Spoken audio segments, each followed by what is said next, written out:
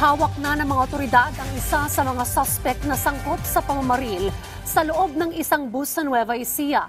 Itinuro naman ng suspect na mismong anak ng biktima ang nag-utos sa kanya. Yan ang ulat ni Patrick De Jesus.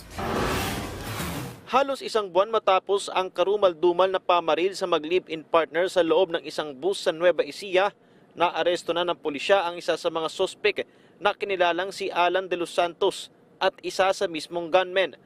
Sa tulong ng informant ay natunton si De Los Santos sa Dilasag, Aurora na dati nang may warrant of arrest sa kasong statutory rape. Pagka-aresto sa suspect ay nagbigay umano ito ng extrajudicial confession. Itinuro nito ang anak ng babaeng biktima na tumawag sa kanya para isagawa ang pagpatay kapalit ng halagang 60,000 pesos. Lumalabas na engage talaga sila sa gun for hire activities.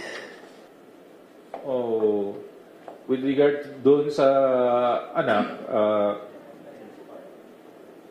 lumalabas siya na in-implicate siya doon sa case at kasama sa gathering ng mga evidence natin yung pag-establish lahat through case build-up kung ano yung mga evidence sa hawak natin.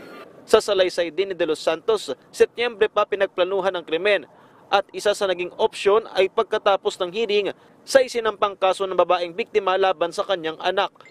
Yung motibo na tinignan natin initially doon sa investigation, nung nag-start tayo sa investigation, ay yung filing ng robbery at saka carnapping case ng victim na babae doon sa sarili niyang anak.